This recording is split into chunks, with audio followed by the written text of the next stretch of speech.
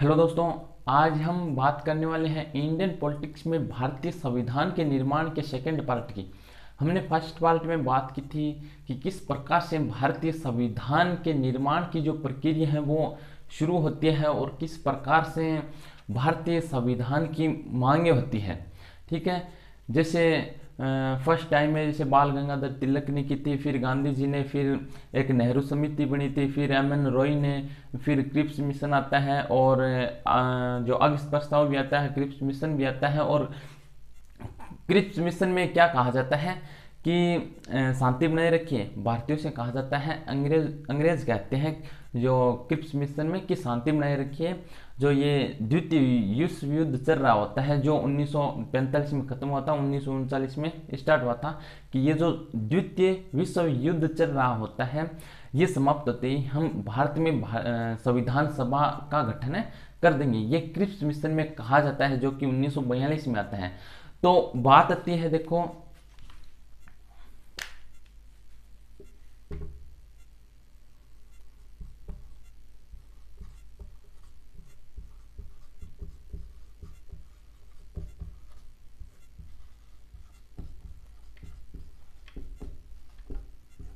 तो देखो Cripps mission 1942 में आता है। ठीक है, अब बात आती है 1945 की।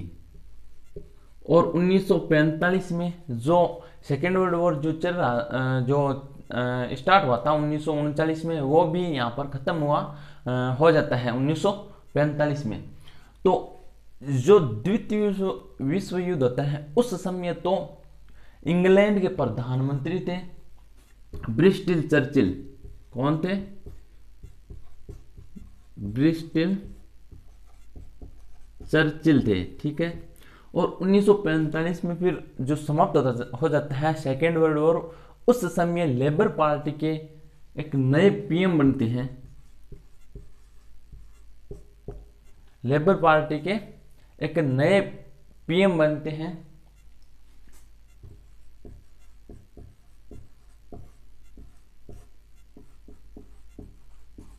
क्लाइमेट एटली नए पीएम बनते हैं। और ये पीएम बनते ही सोचते हैं कि क्यों ना हम जो उपनिवेश हैं उनको हम आज़ाद कर दें, मुक्त कर दें। ठीक है, और क्योंकि इस समय दूसरी तरफ एक अंतर्राष्ट्रीय दबाव भी था, वैश्विक दबाव भी था, तो उपनिवेशों को आज़ाद करने पर ये मजबूर भी हुए थे। ठीक है, तो क्लाइमेट एटली ने क्या क्या किया? क्लाइमेट एटली ने अपना जो कैबिनेट था उस कैबिनेट में से 3 सदस्यों को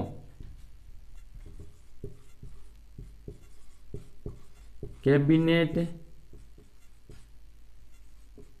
मिशन योजना, कैबिनेट मिशन योजना के तहत भारत भेजा। एक कैबिनेट मिशन योजना को भारत भेजा जिसमें 3 सदस्य थे क्लाइमेट एटली के कैबिनेट मंत्रियों में से। ठीक है, इसी कैबिनेट मिशन योजना के तहत, इसी कैबिनेट मिशन योजना के प्रस्तावों से भारत में संविधान सभा का गठन होता है। ठीक है, तो ये 3 सदस्य थे। देखो इसका जो अध्यक्ष था, कैबिनेट मिशन योजना का जो अध्यक्ष था वो था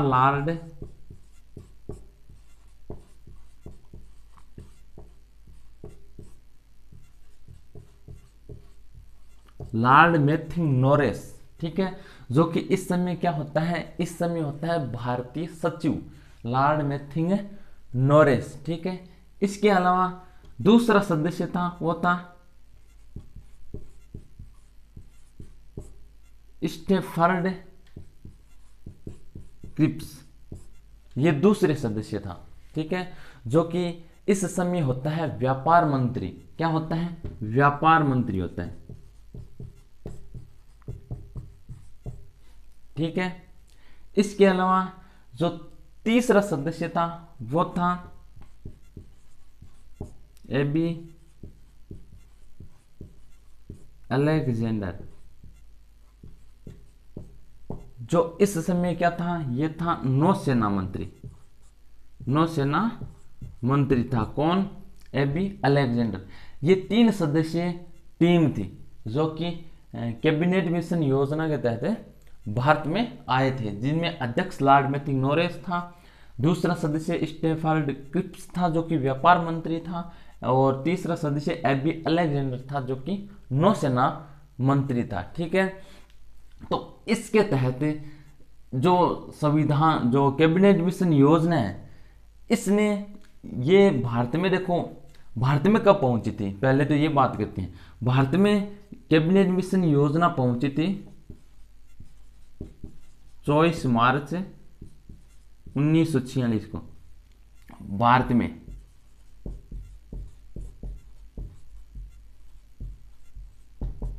भारत में पहुंची 24 मार्च 1946 को, और इस कैबिनेट मिशन योजना ने 16 मई 1946 को अपने उद्देश्य स्पष्ट किए थे। यानी कि 24 मार्च 1946 को तो ये भारत में पहुंच गई थी, और 16 मई 1946 को इसने अपने उद्देश्य स्पष्ट किए थे। और इसने कैबिनेट मिशन योजना ने संविधान सभा के सदस्यों की संख्या कितनी रखी, संविधान सभा के सदस्यों की संख्या कितनी रखी, 389 रखी कैबिनेट मिशन ने। तो कैबिनेट मिशन के प्रस्तावों के तहत भारत में संविधान सभा का गठन हो जाता है, और संविधान सभा में 389 सदस्यों की संख्या को निर्धारित किया जाता है।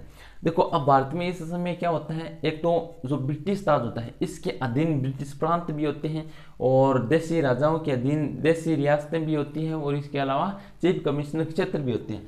तो इन संख्या को 3 भागों में बांटा गया। एक तो ब्रिटिश प्रांत,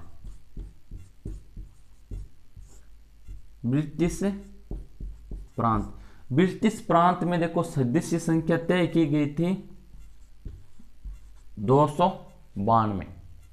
ठीक है, देशी रियासतें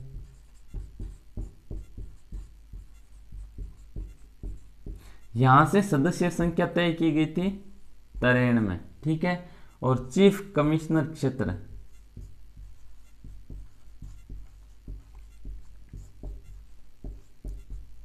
यहां से सदस्य संख्या जो तय की गई थी वो 4 थी।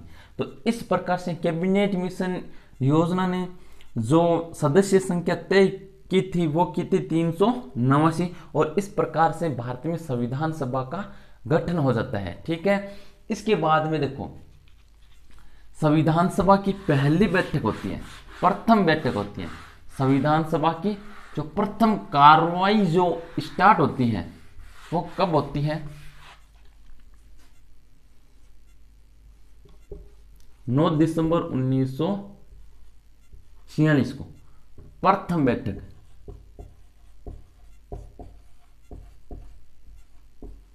यहां से प्रथम बैठक स्टार्ट होती है। तो 9 दिसंबर 1946 को एक निर्णय लिया जाता है इस बैठक में एक वरिष्ठ व्यक्ति होते हैं, जो संविधान सभा की जो निर्धारित जो सदस्य संख्या तय की गई थी इनमें से एक वरिष्ठ व्यक्ति होते हैं। कौन होते हैं? सच्चिदानंद।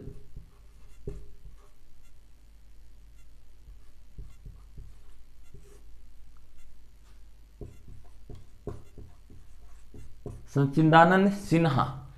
इनको क्या किया जाता है,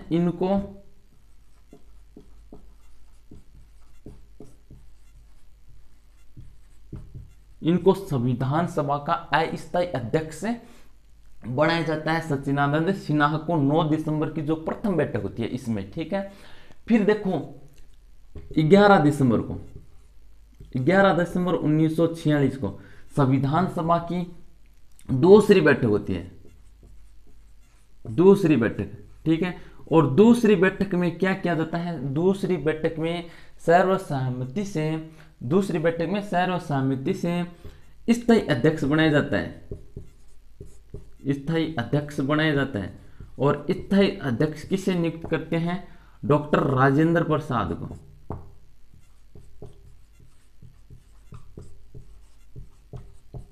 तो जो दूसरी बैठक होती है उसमें जो स्थायी रूप से स्थायी अध्यक्ष अपना चुन लिया जाता है और सर्वसम्मति से चुनते हैं किनको, डॉक्टर राजेंद्र प्रसाद को, ठीक है।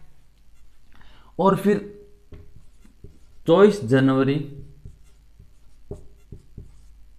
1947 को 24 जनवरी 1947 को उपाध्यक्ष भी चुन लिया जाता है।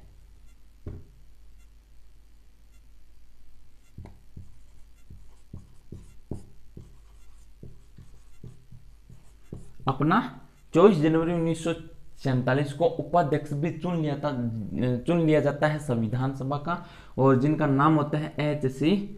मुखर्जी, ठीक है। तो इस प्रकार से संविधान सभा की जो कार्रवाई स्टार्ट होती है वो होती है 9 दिसंबर 1946 से, ठीक है। यहाँ पर प्रथम बैठक में सच्चिदानंद सिन्हा को, जो कि वरिष्ठ व्यक्ति होते हैं, इनको अस्थायी अध्यक्ष चुना जाता है। फिर 11 दिसंबर 1946 को सेकेंड बैठक होती है, जिसमें स्थायी अध्यक्ष डॉक्टर राजेंद्र प्रसाद को चुन लिया जाता है सर्वसम्मति से। और एक बात बता दूं, जो भी निर्णय हुए थे संविधान सभा में वो उस समय सारे के सारे सर्वसम्मति से हुए थे, किसी प्रकार का मतदान भी नहीं हुआ था। और फिर 24 जनवरी 1947 को एच.सी. मुखर्जी को उपाध्यक्ष के रूप में चुन लिया जाता है, ठीक है। इसके बाद में देखो, एक जो ये संविधान सभा का जो गठन हो गया था, जो ये संविधान सभा थी, इसका एक मुस्लिम लीग पार्टी थी, ठीक है। मुस्लिम लीग पार्टी ने संविधान सभा का विरोध किया, क्योंकि मुस्लिम लीग पार्टी क्या चाहती थी, वो चाहती थी कि भारत से अलग एक राष्ट्र हो, मुस्लिम राष्ट्र हो, पाकिस्तान। उन्हें तो पाकिस्तान, स्वतंत्र पाकिस्तान चाहिए था। तो उन्हें जो ये सपना था वो साकार होता हुआ नजर नहीं आ रहा था, स्वतंत्र पाकिस्तान का। तो उन्होंने संविधान सभा का विरोध किया, ठीक है, उन्होंने विरोध किया। और एक अंतरिम सरकार थी जो कि कुछ समय के लिए शासन चलाने के लिए बनी हुई होती है, तो अंतरिम सरकार का भी उन्होंने विरोध किया मुस्लिम लीग ने, क्योंकि उनके द्वारा वो कहते हैं, ठीक है, कि हमें नज़रअंदाज किया गया है। और दूसरी चीज़, जो स्वतंत्र पाकिस्तान का जो सपना था वो भी उनको साकार होता हुआ नजर नहीं आ रहा था, नहीं दिख रहा था। तो उन्होंने संविधान सभा का भी विरोध किया और अंतरिम सरकार का भी विरोध किया, लेकिन वो एंड में जाकर अंतरिम सरकार में शामिल हो जाते हैं। और अंतरिम सरकार में शामिल होने के बाद में एक मुस्लिम लीग पार्टी के एक नेता होते हैं लियाकत अली खान। लियाकत अली ने क्या किया, अंतरिम सरकार में बाधा डालनी उत्पन्न कर दी। तो बाधा डालने शुरू की थी, उसमें एंड में जाकर क्या हुआ, कांग्रेस ने यह स्वीकार कर लिया कि भारत का विभाजन होगा और एक अलग से एक राष्ट्र की स्थापना होगी जो कि पाकिस्तान के रूप में होगी। ये कांग्रेस ने स्वीकार कर लिया था। तो 3 जून 1947 को 3 जून 1947 को तत्कालीन यहाँ पर जो इस समय वायसराय होते हैं माउंटबेटन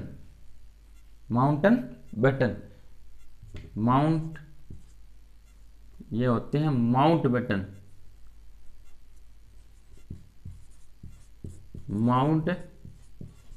माउंटबेटन। इस समय वायसराय होते हैं माउंटबेटन। तो माउंटबेटन ने 3 जून 1947 को माउंटबेटन योजना, कौन सी योजना, तत्कालीन वायसराय माउंटबेटन ने 3 जून 1947 को माउंटबेटन योजना स्टार्ट की, माउंटबेटन योजना की घोषणा की। कहां से? दिल्ली की ऑल इंडिया रेडियो स्टेशन से 3 जून 1947 को माउंटबेटन योजना की घोषणा की। और इसी माउंटबेटन योजना के तहत भारत का विभाजन होता है। तो इसलिए इसे भारतीय विभाजन योजना भी कहा जाता है, माउंटबेटन योजना भी कहा जाता है। और 3 जून को लॉन्च हुई थी, इसलिए 3 जून की योजना भी कहा जाता है।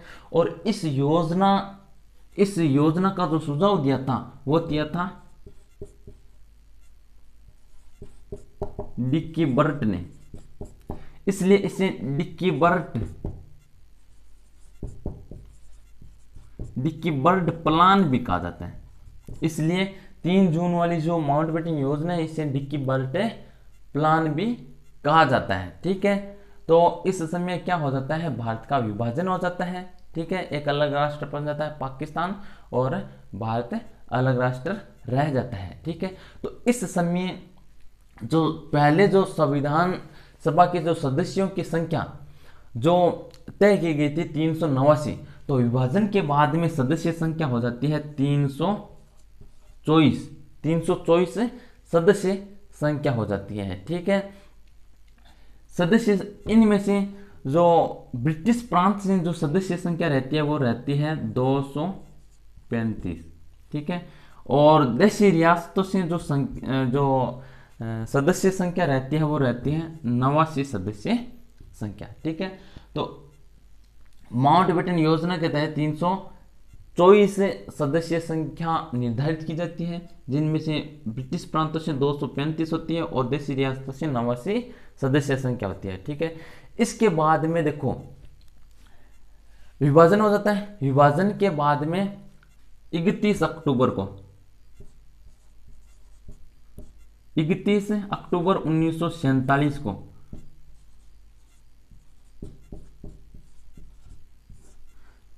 संविधान सभा का पुनर्गठन किया जाता है।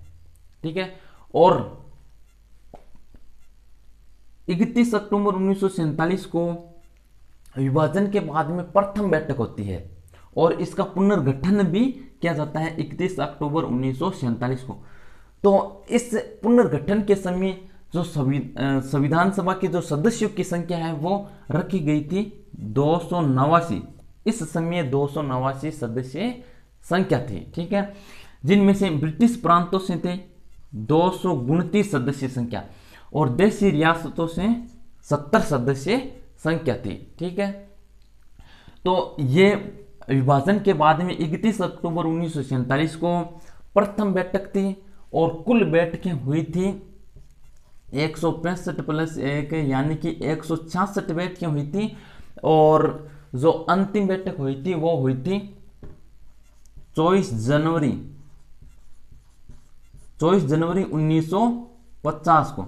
24 जनवरी 1950 को अंतिम बैठक हुई थी और इस अंतिम बैठक में 3 महत्वपूर्ण निर्णय लिए जाते हैं जिनकी चर्चा हम नेक्स्ट क्लास में करेंगे। ठीक है।